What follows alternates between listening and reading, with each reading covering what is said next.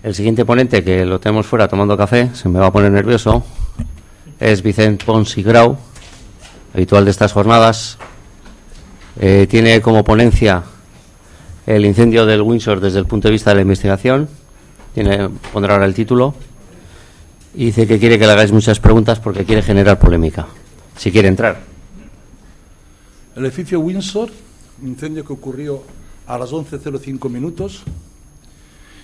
Por lo que sea, lo mismo que está pasando ahora con el buque ferry, el juzgado dio instrucción de que solo pudiesen acceder dentro de la torre del edificio Windsor. Esto no cambia.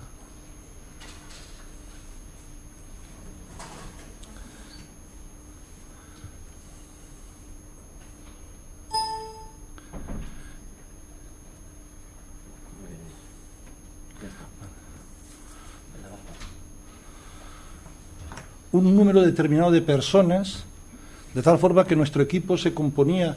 Bueno, nosotros hicimos la investigación del edificio Windsor por el cargo de la compañía Allianz. Todo lo que digo ahora no vulnera la ley de protección de datos, porque tanto en los libros como en el informe, como obra en los juzgados, es público. La compañía era Allianz Global, Alemania, que nos encargó directamente de la investigación. Y tuvimos ciertos problemas para entrar en la torre, de tal forma que el juez dio orden tajante de que en la torre, aparte de la policía local y la policía nacional que investigaba, solo podía entrar el investigador de Allianz y el investigador de la propiedad. Había otras compañías implicadas, pero por lo que sea no les permitieron entrar. Dicho esto, el objetivo de esta ponencia es exponer, dentro de las dificultades que ello implica, una serie de incongruencias y errores que, con respecto al incendio que hemos recitado, de hecho han aparecido en la prensa, en revistas especializadas de fuego y en conferencias y filmaciones de jefes de bomberos. Durante 10 años hemos tenido la boca cerrada. Notas previas. Por decencia no se cita a los autores de las informaciones y artículos publicados, todos ellos con su correspondiente referencia. Cuando se cite una revista, aparece la revista, el número y la página escaneada. Aunque sin duda alguna muchos de ellos serán identificados por ustedes. Han sido personas ilustres. Pedimos disculpas anticipadas por si alguien se siente ofendido. Personas que se encontraban en el edificio cuando se detectó el incendio breves momentos antes. 4 vigilantes de seguridad, el encargado de mantenimiento y una empleada de la empresa Deloitte, cuyo nombre ha salido en la prensa, pero como no está aquí yo no voy a decir. Era nada más y nada menos que la responsable de prevención de riesgos laborales. Esta ejecutiva de Deloitte entró a trabajar el sábado a las 16 horas y abandonó el edificio a las 23:05, 3 minutos antes de que los detectores de forma fehaciente detectasen el incendio. Notas sobre los tiempos de inicio del incendio. Cuando algo de esto haya aparecido en la prensa, yo diré, esto ha aparecido. Hasta ahora de esto no ha aparecido nada, más que había una empleada de Deloitte, pero que no se dice cuándo abandonó la torre. De tal forma que cuando el incendio estaba en marcha, la persona esta fue detectada por las cámaras de seguridad. 23:01, correo mandado por la ejecutiva de Deloitte. A las 23:01 de su ordenador portátil salió un correo a un ejecutivo en Oviedo. A las 23:08, primera alarma de incendios. Un segundo después, prácticamente, la segunda alarma de incendio. A las 23:16, 5 minutos después de recibir las llamadas, los vigilantes de seguridad suben y ven una llama, dicen en un principio, y así cuestan las diligencias, de 50 centímetros de altura. A las 23:19, esos vigilantes jurados que se creían que iban a controlar el incendio, avisa a los bomberos. Es decir, tardaron 10 minutos en avisar. Intentan apagar a las 23:24 los vigilantes el fuego con un extintor. A las 23:28 llegan los bomberos. Tardan 9 minutos desde que reciben la señal. En total, 20 minutos después de recibir la alarma. Por supuesto, si alguno de ustedes quiere la documentación, como he dicho, que no es confidencial, ni vulnera ninguna ley de protección de datos, se le puede dar todo. A las 23:31 los bomberos en planta 21. Veremos qué pasó en esos 8 minutos. Y a las 23:40 rompe el muro cortina de la planta 21. Este muro cortina que rompe nada menos que a las 23:40 es la causa de la destrucción del edificio. Vamos a ver si se puede entender bien, aparte de que hay muchísimas cosas. Sobre el origen del incendio. Sobre estos puntos no hay duda alguna. Ni ningún medio cuestiona la hora en que se inició el incendio. Hay 2 sistemas de vigilancia. El del edificio, que tiene mucho interés porque cobra animaladas de euros de tenerlo alquilado, y la propia instalación que instala la empresa Deloitte. El edificio se origina en la planta 21 y en el despacho número 9. El incendio se detectó a las 23:08. Así quedó registrado en la central Honeywell situada en el puesto de control de los vigilantes jurados, Prosegur. El aviso vuelve a repetir a las 23:09. Ahí tienen la central de incendios que funcionó perfectamente. La única instalación que es propiedad del edificio es la instalación de climatización. Cuando Deloitte alquila las 22 plantas, hace su propia instalación. Lo instala todo ella. Solo la instalación de climatización, ya sé que a lo mejor no tiene interés, pero esto va a ser muy importante en la confusión que se crea, es propiedad del edificio. Solo que esta instalación centralizada corta a las 20 horas de los viernes y no se activa hasta las 7 horas del lunes. Cuando ocurre el incendio, la instalación, única instalación privativa del edificio, está sin funcionar. Es por ello que había calefactores portátiles en todos los despachos. Estamos en febrero. Las papeleras dichosas que tanta confusión han creado son papeleras metálicas. Las pueden ver perfectamente. No sé cómo va el puntero esto. No llega. Ahí en la fotografía tiene una papelera y esta es una papelera metálica. Papeleras altamente peligrosas porque son papeleras retroalimentadas. Es decir, si he hecho una colilla y es una papelera de plástico, el plástico funde y ahoga. Entre otras cosas porque al ser plástico desprende clorhídrico, gas que es perfectamente extintor. En este caso, cuando está retroalimentada, es decir, que tiene agujeros metálicos, al salir el humo se crea un efecto Venturi de succión y le entra el aire por los agujeros. En el momento de ocurrir el incendio se estaban llevando a cabo en el edificio obras de mejora de los sistemas de protección contra incendios, una nueva escalera de evacuación e instalación de rociadores automáticos. Cabe recordar que son muchos los incendios que han ocurrido cuando se están construyendo edificios, reformándolos o haciendo mejoras en las instalaciones de protección contra incendios. A modo de ejemplo, el Teatro Liceo de Barcelona sufre un incendio devastador cuando se estaba adaptando a la nueva medida de protección. La conocida biblioteca alemana de la duquesa Ana Amalia de Weimar, patrimonio de la humanidad, fue destruida por un incendio el 2 de septiembre de 2004, cuando se estaban instalando nuevas medidas activas de protección, destruyéndose más de 300.000 volúmenes, entre ellos innumerables incunables. El 4 de septiembre de 2006, un año después, incendio en la Torre Repsol de Madrid. Menos mal que estaba en construcción. Si llega a estar terminado el edificio, desaparece. No sé si se acordarán, esta torre forma parte de las 4 torres famosas de Madrid. Lo conozco perfectamente porque estábamos grabando un programa en el National Geographic sobre el incendio de Guadalajara, cuando Óscar me avisó diciendo: acércate, que está ardiendo la torre. Era curioso ver que estaban los encargados de obra indicando a los que se encargaban de la extinción que podían coger el montacargas, subieron a pie. La suerte es que solo había encofrado. El 6 de julio de 2013, incendio en la nueva sede del BBVA en construcción.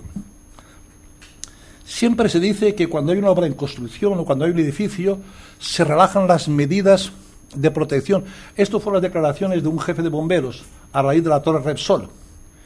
Lo siento mucho, pero el vigente decreto de 1997, en el anexo 4, especifica de forma clara, y así lo hacemos constar en nuestros informes, qué medidas de seguridad debe tener toda obra en construcción. decir que la legislación no es permisiva, exige que haya medidas de protección. Sobre el origen del incendio no hay problema. Sobre la causa del incendio. Sobre la causa del incendio se ha hablado mucho en la prensa. Solo cabe decir ahora, como veremos adelante, que la causa que dio génesis al incendio es desconocida, tanto en nuestro informe como en el informe de la Policía Científica, que estaba a disposición de todos, y al que nadie, ningún artículo, ninguna prensa, ninguna revista de bomberos hace referencia al informe de la policía. Las dos investigaciones que se hicieron a pie de torre, la nuestra de la policía, aquí está el libro de los 3 tomos, causa del incendio desconocida. Sobre la causa del incendio, extracto de un artículo aparecido en la revista Prevención de Incendios, número 39, año 2008, título entre líneas. A finales del pasado año, el periódico El País, ¿sabéis lo que es la prensa? La prensa, respetando su misión, expone la noticia que crea. La prensa obviamente ya había puesto que Óscar y yo hacíamos la investigación por parte de la compañía Allianz, había salido, y además tuvimos problemas con la Consejería de Urbanismo por ciertas circunstancias que iban saliendo. Este señor, en base a un artículo que dice la prensa, dice, a finales del pasado año, el periódico El País, esto es de 2008, la noticia en la prensa salió en el 2005. Vamos a ver que el informe se termina a finales de 2006, con lo cual El País no podía conocer nuestro informe. Dice, a finales del pasado año, este señor, el periódico El País se hacía eco de un informe que califica como demoledor, elaborado por unos peritos contratados por la entidad aseguradora Allianz, nosotros. En este informe se atribuye la responsabilidad del origen del incendio a una colilla. La causa probable del siniestro fue una colilla de cigarro mal apagada, echada en una papelera o en el suelo de la moqueta del despacho número 1. Dice este señor, que juzga a todo un gabinete a través de un artículo de prensa, permítame recomendar a la compañía aseguradora Allianz que la próxima vez que tenga que analizar un incendio, contrate a unos peritos menos especulativos y con más honestidad profesional. Nos llamó deshonestos. Que cuando no sean capaces de determinar con precisión y exactitud, sin ningún lugar a dudas, la causa del incendio investigado, sean capaces de recoger en las conclusiones de su investigación causa del incendio desconocida. Este señor falta la verdad, porque en el libro que él más ha vendido, en la página 12, donde explicamos causas del incendio, de naturaleza desconocida es el 1,3%. Luego hemos firmado muchos informes desconocidos, sobre todo en incendios forestales, cosa que hasta ahora la autoridad siempre ha encontrado una cosa. Somos deshonestos en base a un artículo publicado en El País, de cual él desconoce el informe. Continuemos y veremos las leyendas del Windsor. Sobre la causa del incendio, en nuestro informe, está aquí por si alguien lo quiere ver, en el punto 7, ¿como ven ahí? No, esto está escaneado, no se ha podido determinar mediante evidencias físicas o hallazgos la causa primera que da génesis al incendio, dado que el lugar donde se origina el incendio, en la planta 21, ha colapsado, por lo que no se ha podido acceder al mismo. ¿Dónde hemos dicho nosotros que la causa del incendio es una colilla? Y además termina el informe de la causa. El objeto de este informe no es establecer responsabilidades, competencia esta que incumbe a los tribunales ordinarios de justicia, sino a de esclarecer los hechos y proponer un modelo acorde con la realidad de lo acontecido. La realidad de lo acontecido es que no podíamos determinar la causa. Es cierto que hubo declaraciones ante el juzgado que la señorita de la planta 21 fumaba y que más de una vez le habían apagado las mujeres de la limpieza con actos de incendio en la papelera. Es cierto que los vigilantes jurados dijeron que vieron el fuego en la papelera, pero nosotros nunca hemos puesto en nuestro informe una colilla. Vamos a ver quién dijo eso y por qué no se atrevieron a publicarlo y nos cargaron a nosotros, no el muerto, sino el llamado. De todas formas, te voy a decir una cosa, la compañía Allianz continúa encargándonos, no ella, sino muchas, todos. Nadie habla en el informe del tomo 3 del edificio donde se hizo la simulación. Es decir, se reconstruyó todo el despacho para determinar no la causa, que era desconocida, sino cómo era posible que un incendio destruyese una torre. Lo que están viendo ustedes aquí, que creo que ustedes ya lo conocen, es toda la planta tal como estaba el despacho del edificio Windsor. Toda igual. Bajo, donde no hay la llama, se pusieron cámaras. Esto costó 12.000 euros. Se puso una mezcla de aceite con agua para que parase el gas y se calcularon las mismas calorías que correspondían a la carga de fuego que después de 10 minutos. Se pusieron los ordenadores que detectaban temperaturas. El objeto de esto era explicar por qué cuando llegan los bomberos, como veremos en una revista, toda la planta 21 estaba en llamas. Y efectivamente esto lo demostró. Rompe primero el falso techo que el muro pantalla. Si hubiese roto el muro pantalla, la planta hubiese ventilado y los bomberos no hubiesen tenido dificultad. Como el muro pantalla aguantó más que el falso techo, como se dice en una revista que después veremos, publicada por ASELF, la revista Fuego, el primer bombero que llegaría dice: está todo en llamas. Todo en llamas. Esta es la película. Por el agujero que habéis visto después, sale este señor, no es bombero, es un técnico, lo que pasa es que ha protegido, y se ve perfectamente cómo el muro pantalla. Por eso he dicho yo que es muy importante, y consta en el parte de bomberos de Madrid, a qué hora rompe el muro pantalla. El muro pantalla está muy bien construido, excepto que hace un efecto chimenea entre la pared y el muro. Se produce un tiro de corriente. Esta es una simulación que era la primera vez que se hacía junto o bajo la dirección del profesor de Edimburgo. De esta simulación, que obra en el juzgado, nadie, ninguna revista especializada de bomberos española hace referencia. Ninguna. Y está publicado. Se está calculando, Óscar, las calorías que se están por el ordenador. Fijaros, ahora veis un detector. Quitar la manita esa. ¿Veis aquí la mano? Bueno, este señor lo conocéis, es Óscar, algunos lo conocéis ya. Todo se reconstruyó el despacho con las mismas dimensiones. Lo único que no se puso fue el papel, cuya carga de fuego se estimó y se trasladó a calorías de metano. Yo creo que podemos pasar ya, porque si no... El siguiente cronograma que se muestra el periodo de tiempo cubierto por la simulación. Esta simulación fue costosa. 700 horas de ordenador del Departamento de Ingeniería Nuclear de la Universidad Politécnica para que tuviese capacidad de diseñar el edificio e ir sacando todas las muestras. Aquí, por ejemplo, tienen cómo se hace el cálculo de la planta de Windsor, lo que tardó en inundarse sin que rompiese el muro cortina, en base a los datos obtenidos en lo que hicimos. Vuelvo a decir que era una cosa que, como después veréis, llegó a Londres, y eso que no hablábamos bien inglés, y aquí, en esta pequeña, esto está muy cortado, porque si ponemos toda la simulación estaríamos aquí 3 días. Como la planta esta, que no está sectorizada en absoluto, va la simulación explicando primero cómo se inunda antes de romper el muro cortina, y ahora, después de varios pasos que constan en la simulación, se va a explicar en tiempo real todos los diagramas que van a ver a continuación. Es tiempo real, minutos tiempo.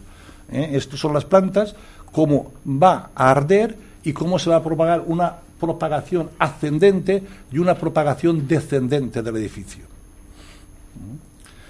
Este dibujito de dibujos animados cuesta más de hacer, teniendo en cuenta que hay que reconstruir todas las dimensiones del edificio, que hacer un juego animado.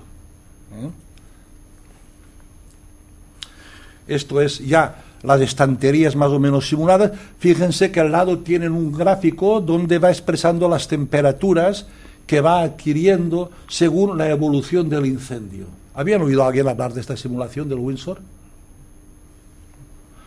Bueno, posiblemente porque no tiene mérito. Bien, no voy a pasar toda la película porque tardaría mucho tiempo. Aquí tienen las gráficas cómo actúan los conductos de aire, las temperaturas en el interior del despacho 219, tasa de generación de calor en la planta, consumo de oxígeno, que era muy importante, porque realmente el incendio se aviva, es decir, mientras el muro cortina está aguantando, y como saben ustedes, como profesionales del fuego, se va disminuyendo la tasa de oxígeno que existe en la planta 21, pero cuando rompe el cristal se airea y prácticamente es cuando el bombero que escribe el artículo en la revista Fuego que veremos, es cuando queda atrapado. Temperaturas de los despachos, fin, todo. Propagación del incendio. El desarrollo del incendio sigue una dinámica que evoluciona en tres formas. En la primera fase el incendio evoluciona en el interior del despacho, eso es evidente. Tanto los detectores como los vigilantes jurados así lo declaran. Es un siniestro de Chechenabo, como ha ocurrido en el ferry Sorrento, que lo tenemos en Valencia, a ver si alguien puede aprovechar la chatarra, porque en Mallorca publicaba, y allí están todavía sin descargar coches, sin abrir nada. Es un coche que arde, no se da la evacuación, y la verdad es que si el barco, en vez de llevar 150 personas en verano y lleva las 900 personas, pues hoy estaríamos haciendo monumentos. En la segunda fase, el incendio se tiene lugar en todo el recinto de la planta 21, a través del falso techo. Es la fase más incipiente y además rapidísima también. No es tan lento como la primera fase. No olvidéis que los guardias jurados, nada menos, no lo pongo todo, el que sube arriba no avisa del fuego. Coge el ascensor y baja y dice, dadme las llaves que tenemos un incendio arriba. No se preocupa porque está viendo una sencilla, él dice papelera. Lo dice él. En la segunda fase, el desarrollo del incendio es rápido porque toda la planta 21 entra en combustión cuando rompe el cristal de fachada. Y en la tercera fase, la polémica, que empieza a las 23:50, 42 minutos después de iniciarse el incendio, es cuando rompe por fachada posterior a la transmisión del falso techo. La propagación de las plantas superiores es una evolución ascendente. Si ven las fotografías, verán en la fotografía de la izquierda de la pantalla cómo las plantas inferiores no están ardiendo las plantas superiores. Hasta que empieza la propagación en fase descendente. ¿Debido a qué? Al goteo permanente de aluminio, que va cayendo entre el muro cortina de cristal y el muro primitivo que tenía el edificio. Ahí se puede meter la mano. Por ahí va cayendo el aluminio fundido y va generando repetidas explosiones debido al agua que se está empleando en la extinción.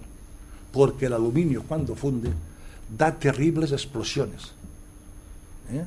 Precisamente ahora todo lo que se dice se puede ver en internet y veremos un caso donde los bomberos, al desconocer que había aluminio en polvo en un incendio, echan agua, no al depósito sino en la extinción, cae agua, origina una terrible explosión y muere un policía local que estaba a 50 metros. También hubo follón cuando se hizo la causa. El señor Fernando Vigara, miembro de la PICI, dice: la propagación del incendio hacia abajo es de exclusiva mundial. El doctor Pascual, en una conferencia en la que estaba él en Barcelona, le explicó la multitud de casos de fuego que se desprenden de forma descendente. Pero es que si leen bien, dice que posiblemente no existían medidas de protección. Desde el momento en que arde el edificio Windsor, todas las asociaciones van a inculpar al edificio. No hay nadie que se cuestione por qué la empresa Deloitte, al alquilar 20 plantas y al pedir la licencia de actividad, nadie le exigió que sectorizase la planta tal como exige la ley de prevención de riesgos laborales. Posiblemente porque Deloitte es una multinacional y espero que no le pase nada ahora en el edificio Picasso, porque vamos, después de las Torres Gemelas, después de la Torre Windsor, yo estaría en una casa de campo, pero en fin, les gusta el edificio de altura. En esta revista se decía que las llamas del Windsor, lo veremos más adelante, ese color azul que ustedes veían era debido a la instalación de gas. Ya van a ver ustedes la instalación de gas. Hubo afortunadamente Guillermo García Pol, entonces era presidente de la TPB, en que dice que las llamas fueron una consecuencia de la carga de fuego. La carga de fuego, que está en nuestro informe y que ocupa 6 páginas con cálculos informáticos, establece un riesgo medio 3 de 10.600 megajulios. Es decir, la actividad que se desarrollaba en la planta no era despachos de oficina, era un almacén de papel. porque los abogados estaban uno al lado de otro. En el despacho donde surgiera el incendio, de dimensiones reducidas, había 2 mesas de despacho llenas de papeles. Nadie se ha preocupado de calcular si la carga de fuego del edificio era acorde con la licencia de actividad que ni siquiera se le pidió. El edificio se alquiló en el año 96, a finales del 96, y el reglamento de protección contra incendios, uso de oficinas, la CPI del 96, estaba en vigor. El edificio Windsor contaba con medidas de protección contra incendios, destacando las salas de máquinas que alimentaban a las vías y las columnas secas, 4 columnas secas, que es cierto que no estaban señalizadas. Es cierto que no estaban señalizadas, pero después veremos qué ocurre en una capital como Madrid, porque esto no ocurre en Zarauz, con más de 12 vehículos Rosenbauer, con una potencia en 20 y 40, ¿qué narices tengo que señalizar yo la boca seca? Es poner un vehículo a cada boca y ya saldrá el agua por el edificio. Medida de protección contra el incendio, revista Fuego, número 29, segundo trimestre. Mi nombre es José Antonio Gómez Milara, soy jefe del grupo del Ayuntamiento de Madrid y estoy destinado en el parque. Si leen esta revista, les dirá que cuando sube queda prácticamente atrapado, dice que la vía tiene 3 kilos de presión, ven el último cuadro a la derecha, 3 kilos de presión no era mucho, pero tengan en cuenta ustedes que cuando desplegan la manguera por dentro de una planta de 1000 metros, lo que se denomina en ingeniería, longitud equivalente, es decir, la curva que hace la manguera, hace que cada codo en recto, si está en el líquido peor, aumenta, o mejor dicho, disminuye en 1 kilo la presión. Sobre la actuación de los bomberos. En nuestro informe, en ningún momento se habla sobre la actuación e intervención de los bomberos. Ni siquiera se hizo referencia a que en esos días los bomberos de Madrid se encontraban en protestas. Se veían vehículos pintados. Algunos hablaban que estaban en huelga encubierta. Nosotros no lo hicimos, porque nuestra misión no era analizar la actuación de los bomberos. Eso era fruto de un congreso, a ver si se establecía de una vez ya un protocolo de incendios en edificios de altura, no uno en cada parque, sino uno general. Según manifestaciones, dice nuestro informe, a la pregunta realizadas en el programa Sucedió en Madrid, de la cadena Telemadrid, cierta persona, secretario de la ATPB, Asociación Profesional de Técnicos de Bomberos y director de la revista Prevención de Incendios, ex jefe de bomberos del Ayuntamiento, declara: la evacuación de los bomberos del edificio se hizo bajo el síndrome del 11 de septiembre. Se refiere a lo ocurrido en las Torres Gemelas. Nuestro informe dice: no se pretende juzgar a la actuación de los vigilantes jurados ni de los bomberos, pero precisamente después de terminada la investigación de cualquier incendio es cuando se aportan luces de cómo se podría haber evitado la causa, restringir su propagación y, en consecuencia, mitigar sus efectos. Nosotros venimos, pero como la película resultaba, y este no está en la cárcel porque es honrado, que el que dirigía Sucedió en Madrid, de la cadena Telemadrid, era un valenciano, pues me pasó la película. País. El informe pericial de la compañía de seguridad Allianz sobre el incendio que destruyó el edificio Windsor afirma que los bomberos actuaron bajo el síndrome de las Torres Gemelas. Nosotros. Los peritos Pons y Herrera señalan que la actuación de los bomberos no fue la idónea y que actuaron influidos por el síndrome de las Torres Gemelas. ¿Quieres darle el botón? Vamos a ver la película. Dale 2 veces.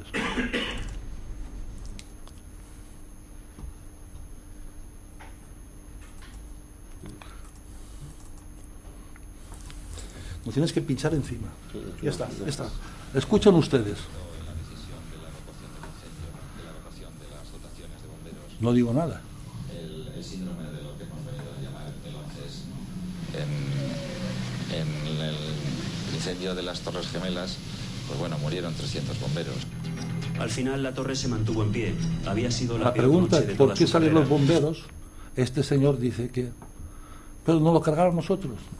Le escribimos una carta porque hubo congresos de bomberos donde los pusieron a parir, que por favor, si tuviese la amabilidad, obviamente nosotros no podíamos escribir en su revista, no se hubiese publicado, pero da lo mismo.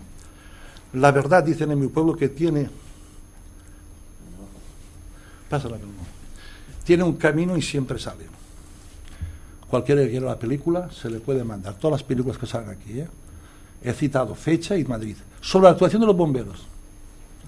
En el número 57 de la revista Emergencias, este mismo técnico escribió un artículo, Llamaradas, en que decía, en Madrid se escribió mucho de Windsor. Es curioso que nosotros nos llamaron japoneses, ingleses, americanos, y aquí no nos llamó nadie. Posiblemente porque, como somos de Valencia, a lo mejor, pues, efectivamente no tenemos ética ni tenemos honradez, pero en fin, a veces hay excepciones, y no digo que yo sea una de ellas. En Madrid, la capital de España, una de las ciudades más modernas del mundo, pam, pam, pam, pam, pam. La conclusión inmediata a los hechos es que el incendio del edificio Windsor ha sido un fracaso colectivo. Han fallado muchas cosas. Y algo más tuvo que pasar para que el Servicio de Bomberos de Madrid no pudiese pagar este incendio. No es el primer edificio que se ha incendiado en Madrid y hasta ahora siempre los han apagado. Así que se ha de reflexionar. Se olvida de los almacenes Arias de Madrid, donde murieron 10 bomberos. Se olvida que en Tetuán este técnico ha defendido al cuerpo de bomberos ante una acusación por desaparecer 27 viviendas. ¿Pero qué más significa? A veces el incendio no hay forma de controlarlo. Posiblemente, a lo mejor, sí que había alguno, pero eso no es misión mía. Y continúa este artículo. Podemos presumir que había serias carencias, al menos hacemos algunas preguntas que hoy por hoy no tienen respuestas.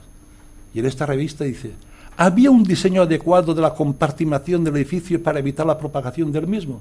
Le contesto yo, no había. Pero la culpa no era de la propiedad del edificio. Cuando se alquila un edificio diáfano, en función de la actividad, como ustedes saben, se le exigen las medidas a tomar. Y cuando se alquiló el edificio, la norma básica de protección contra incendios, la CPI 96, estaba en vigor, con lo cual tenía que haber sectorizado. ¿Qué sabía el arquitecto sobre la PCI en el momento en que diseñó el edificio? Pues lo desconozco. Hacía ya muchos años, yo, señor, no lo sé, no pude hablar, no soy parapsicólogo, como un programa que quisieron, tuvimos muchas invitaciones a programas de televisión, entre ellos Millennium, no fuimos, sabíamos que no podíamos ir. No sé si este señor del Milenio pudo hablar con él en el cielo del infierno. ¿Por qué el incendio acaba propagándose hacia abajo? Lo que no es habitual en incendios similares. No es el primer caso que vea en Japón. ¿Tenía el edificio un plan de emergencias bien elaborado y se había realizado la implantación del mismo? Sí. Todos los planes de emergencia no es más que una función de teatro que se avisa, señores, a las 11 hay evacuación y todo el mundo está preparado. ¿Funcionó la detección de incendios? Perfectamente. Tenía que haber visto los informes. ¿Funcionó la transmisión de alarma? No. La transmisión de la alarma no funcionó. Es decir, una vez detectado el incendio se perdió mucho tiempo en avisar al cuerpo de bomberos. ¿Cuánto tiempo transcurre desde que se inicia el incendio hasta que se activa la detección? Al instante. ¿Cuánto tiempo transcurre desde que los vigilantes saben de la existencia del incendio hasta que se avisan a los bomberos? Caramba, un jefe podía haber llamado al cuerpo de bomberos de Madrid, lo hubiesen dado enseguida 10 minutos. No tenía por qué hacer la pregunta. ¿Qué formación tenían los vigilantes en materia de extinción de incendios? Lo desconozco, no tengo la capacidad de juzgar a la gente. ¿Funcionaban adecuadamente las mangueras, vías del edificio? ¿Había presión suficiente? Sí. ¿El mantenimiento de la estación especial era adecuado? Y si no lo era, ¿por qué? Sí. El mantenimiento, por eso en ningún artículo aparece la empresa de mantenimiento. Yo no puedo juzgar si los encargados de ponerlo en marcha sabían hacerlo funcionar. ¿Actuó bien el servicio de bomberos fiándose de la instalación especial del edificio funcionara? Yo digo que sí. Me reservo las críticas esperando que hubiese salido un congreso. ¿Por qué el cuerpo de bomberos? ¿Podía el cuerpo de bomberos haber utilizado otra táctica que hubiese permitido extinguir el incendio? Sí. Si no lo extinguieron, alguna táctica habrá. Si no, habrá que eliminar el cuerpo de bomberos. Y vuelvo a decir que me callo el análisis que se hizo en otra conferencia fuera de España. ¿Afectó el síndrome de las 11S, del 11S a los responsables de bomberos por temor a que el edificio se viniese abajo y priorizaron prematuramente la seguridad de su persona? Según usted, en la cadena de televisión, sí. No sé por qué lo pregunta. Esto me parece ridículo. Digo que la revista también está aquí. El turno de bomberos que intervino llevaba de guardia desde las 8 de la mañana. Si los bomberos no llevasen más de 12 horas de jornada laboral cuando se inició el incendio, ¿podrían haberlo apagado? Vaya pregunta. Esto es ciencia. Cuando yo fui jefe de bomberos, los bomberos lucharon siempre por las 24 horas. Aparte que tendría que saber, como técnico de bomberos, que los bomberos no están a las 12 horas acabando. Pero en fin, este artículo, bochornoso, lo ha repetido prácticamente en su blog este año. Todavía está en internet. Los misterios de Windsor, vayamos a la leyenda. Los 7 misterios del Windsor. Había fantasmas. Bueno, el mundo, como la prensa, no es sensacionalista, sino que pregunta 7 problemas. ¿Había fantasmas en el Windsor? Según la policía científica, no.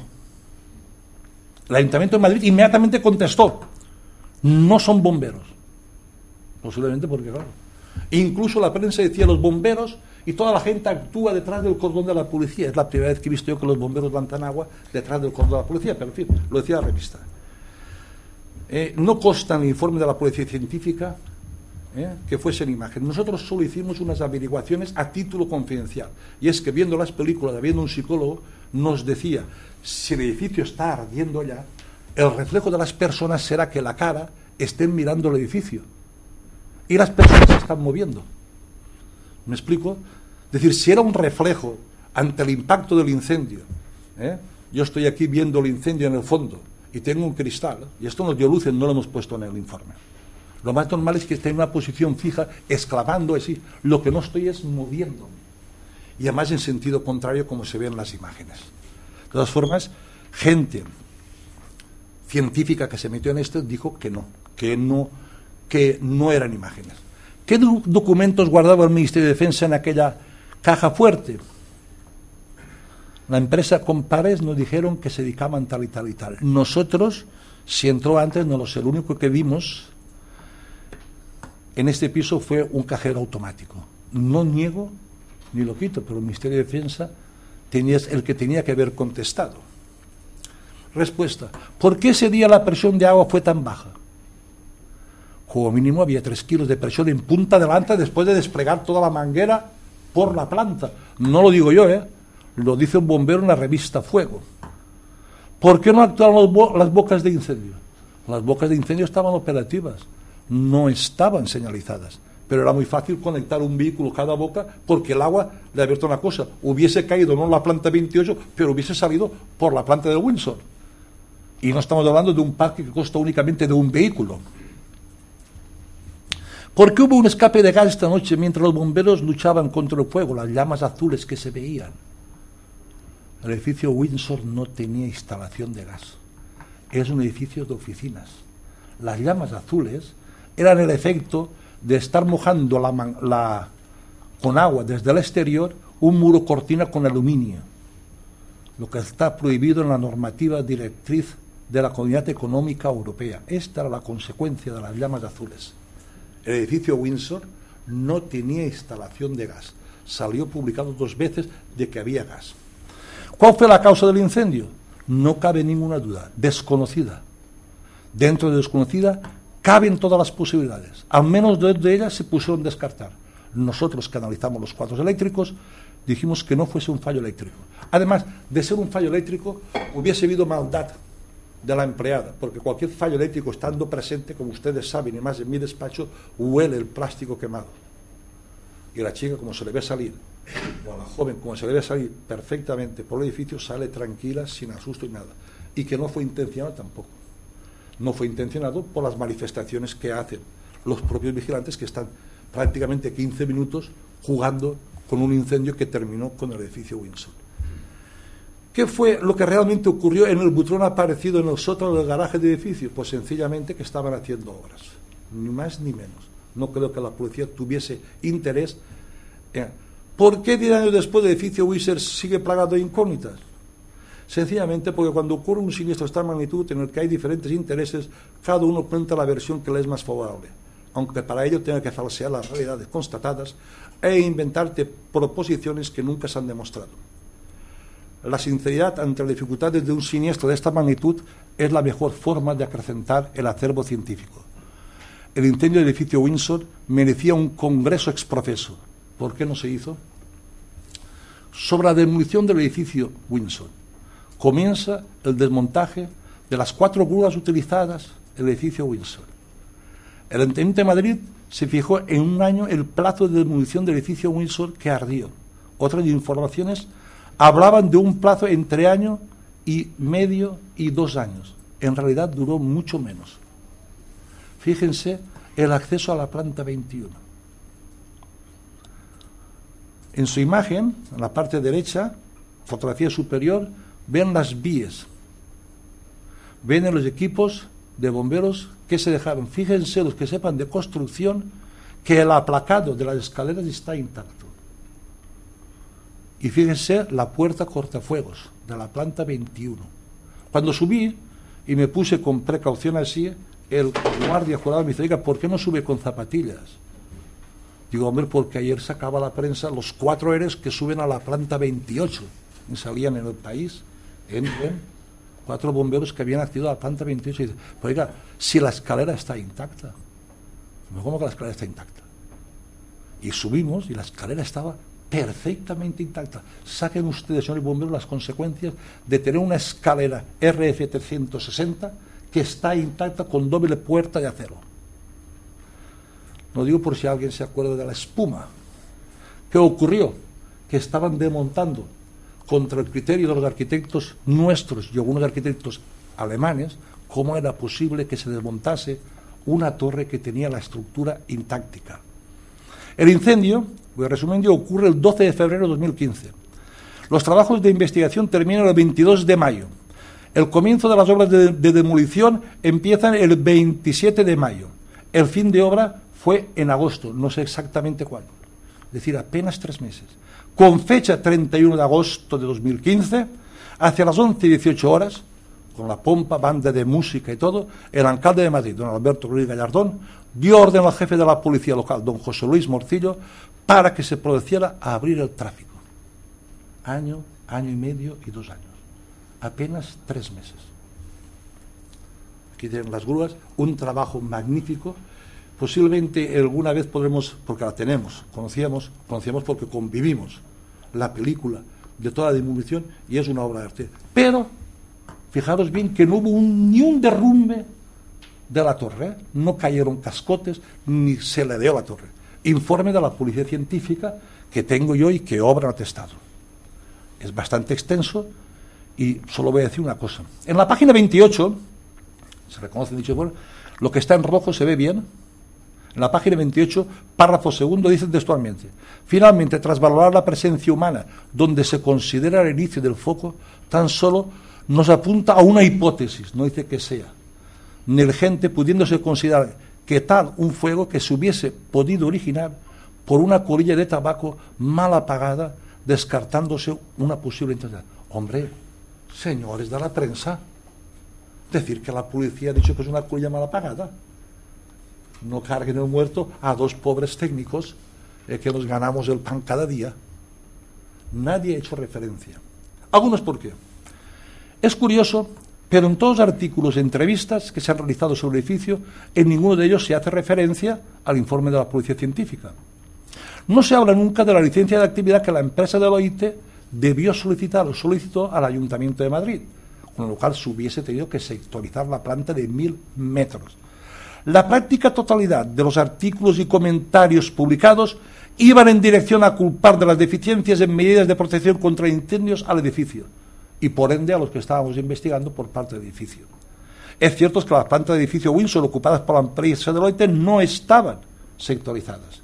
Nadie hizo referencia que al alquilar una planta diáfana, en función del tiempo, es el inquilino quien debe tomar las oportunas medidas, siendo estas verificadas por los servicios de prevención. Es lo que dice la ley. En España todo fueron críticas, pero a modo de ejemplo, el Windsor Fire Collapses, el Colegio de Ingenieros Civiles de Londres, hay una fotografía mía con Su Majestad la Reina en el hall, nos invitó a que explicásemos la simulación y el edificio y nos facilitó. El que ven ahí es Vicent Pols Frígola, el arquitecto, que subió a la tribuna después porque había muchas preguntas, duró 2 horas, el Colegio de Ingenieros Civiles. Todavía están esos artículos allí. Esto concretamente pasa la conferencia en inglés que está exponiendo la simulación con fotografías, pasa. Sí, porque a mí me gusta cumplir el tiempo y ya me he pasado, exactamente. Después de estas críticas, no con buena intención, concluimos. El edificio Windsor es un verdadero ejemplo de lo que hay que hacer cuando ocurre un siniestro, con tanta resonancia en población y en medio de comunicación. El 2005 fue un año trágico por los siniestros que ocurrieron y en los que nosotros intervenimos, no sé si hubo más. El 25 de enero, 18 muertos por CO en el albergue de la Tolodella. La prensa, la estufa funcionaba mal. Ojalá hubiese funcionado mal y hubiese explotado. El problema es que funcionaba muy bien. Y como era nave cerrada, iba consumiendo el oxígeno y transformándolo en monóxido. El 25 de enero, el 12 de febrero, el edificio Windsor. El 14 de mayo, muere un policía en Llagostera, explosión de aluminio. 14 de julio, incendio en la empresa Nufri del Estado, 30 millones. El 16 de julio, incendio forestal en Riva de Sagrices, 11 brigadistas muertos. Aquí se empezó por el Parlamento de Castilla-La Mancha y terminamos en el Parlamento Europeo. Y se publicaron 3 libros. Y hoy, ahí tienen, he puesto 2, obviamente uno nuestro, estaría mal. Hoy todos los bomberos saben qué significa cuando el monte explota. Y se ha explicado en la Escuela de Castilla-La Mancha que no deben de ir por un incendio forestal donde no hay árboles. Deben de ir por donde hay árboles, porque donde está la hierba seca y baja es donde la gente muere. Bien. Agradecimientos. A Óscar Román Herrera Tarazón, coautor del trabajo. Al doctor Héctor Saura y al doctor Hospitalet, catedráticos de la Universidad Politécnica de Valencia, quienes realizaron el análisis estructural del edificio. Todo esto para la simulación, había que detallarlo. A Damián Rizo y Vicent Pons Frígola, ingeniero y arquitecto, que colaboraron con el doctor Saura, delineando. A don Juan Hidalgo, de la Universidad de Edimburgo, catedrático en sistemas de protección contra incendios, y al ingeniero Eduardo Loma por su implicación en los trabajos de simulación. A Amparo Pérez y a Sandra González, de Administración, por la paciencia en archivar los artículos de las publicaciones y correos electrónicos sobre el incendio, aunque a veces se indignaba por las críticas que leía. A todos ellos, que además de su trabajo hecho, bien o mal, supieron tener la boca cerrada durante 10 años. Es la primera vez que hablamos del Windsor en público. Y, cómo no, a las entidades aseguradoras y organismos oficiales que continúan contando con nuestros servicios, así como con los amigos a los que siempre hemos encontrado. Gracias por su atención. Si hay preguntas, me las pueden hacer.